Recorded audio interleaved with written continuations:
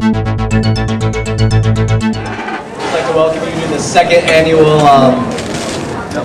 presidential debate, student body presidential debate. The debate's going to be split into 3 sections. First hour is going to be moderated questions done by me and Holly. Second is going to be carded questions from the audience. And the next half an hour is going to be open mic questions from the audience. First question is, what does student government do that affects the average student? And when I say average student, I'm not talking about the fraternities or sororities or the student organizations. I'm talking about like the average student, because as long as I've been here, I really haven't had anything that has personally affected me that you guys have done. Well, first and foremost, student government is the voice of the student body when it comes to lobbying or advocating for higher education in Lansing. We are also the ones that are your voice when it comes to dealing with our administration in the regions. What sort of thought process goes into how money is allocated by student government? Are personal relationships involved in any way? And if elected president, how would you decide whom gets what and how much money? That goes into allocation of funds goes along with, we have a list of items that we prohibit. If an item is on the list, then technically we are not supposed to fund it. However, for special considerations, we will amend that. Safety is always on the minds of EMU students. What, if any, actions would you take to improve or maintain safety on the campus? All right, I completely agree that personal responsibility is where it starts. In addition to that, what my running mate and I would do would be to work with DPS and student organizations to increase self-defense training. DPS already does an excellent job, please keep that in mind, and they do offer free self-defense training. It's called a RAD course. What we do want to see though is working with them, create collaboration, we'll market it out, and for students who come in at other times in orientation, like transfer students who come in during spring and summer semesters, they will be able to not only find out where training is available, but when it's available, and find out more times that can meet their schedule.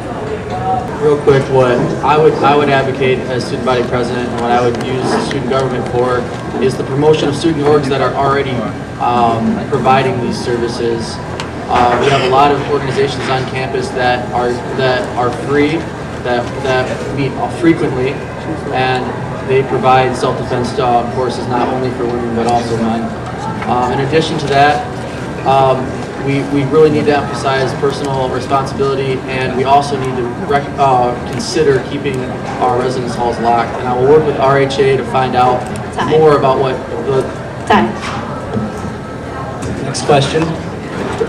If you were to be the actual president of EMU, what would you do to improve the university's reputation? If I were Susan Martin today, I think I've seen the overwhelming change in Eastern's reputation over the past 3 years that I've been here, going to Lansing and advocating for student interests. With our new Board of Regents that we've had since I've been here, I know that in Lansing, legislators have become much more receptive to our needs, and I think that it is really time that Eastern catches up to our other peer institutions in capital outlay appropriations and in higher education appropriations. I would like to see the motto "Education First" taken a little more seriously. As I'm sure many of you know, our tenure-track professors have been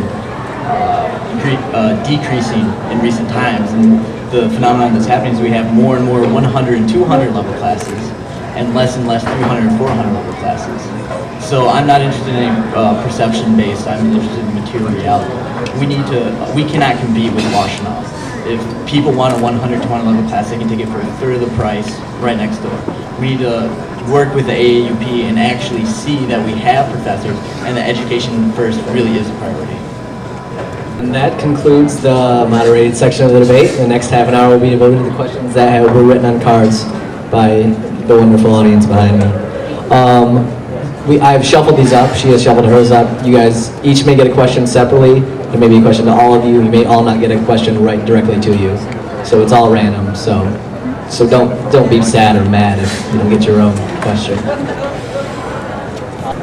What do you propose for possible additions to food and dining on campus? I'm going to add something else. What do you possible additions to food and dining all around campus. I'm going to add something that's the end, like maybe not additions, the opposite. Like what would you think should be added, take it away to food and dining on campus? We'll start with Regina. I know that campus has a lot of long-term existing contracts with several different companies, but I think as student body president, vice president, Josh and I would advocate to, if there's any new additions or subtractions that are up for decision, that we would definitely encourage for vegetarian options, vegan options, gluten-free options, to make sure that all students have equal accessibility to the kind of food that they choose and are able to eat or restricted to eat. Some things I like to see is more involvement with the local community. We're a huge institution. We provide a lot of money, and right now our money goes into things like KFC, Taco Bell, all these companies that are already doing just fine. In these hard economic times, we need to be reaching out. For instance, and supporting the local community. For instance, we have Fago right down the road. It's a local soda producer.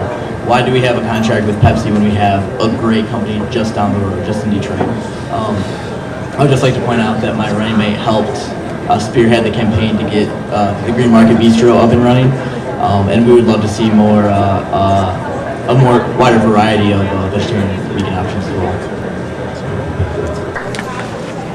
All right, I'd like to thank everybody for coming out tonight. I'd like to thank the candidates for showing up. Don't forget that polls open on March 25th. March 26th, you can vote all day. Basically, the site is, I'm going to reiterate it because I was told to by the student government people, EMUStudentGovDebates/campus elections. Writing candidates can still get in the race if they'd like to. They have to submit an election, submit an application to Election Commission at 342 SC. And once again, thanks for everybody for coming out, and don't forget to vote. Impressions of the debate, they were very, very organized. I believe that all of the candidates had a lot to offer and their different opinions. I really actually enjoyed hearing all of them. Some for the first time. I'm familiar with two of the campaigns, but getting the different viewpoints was really refreshing.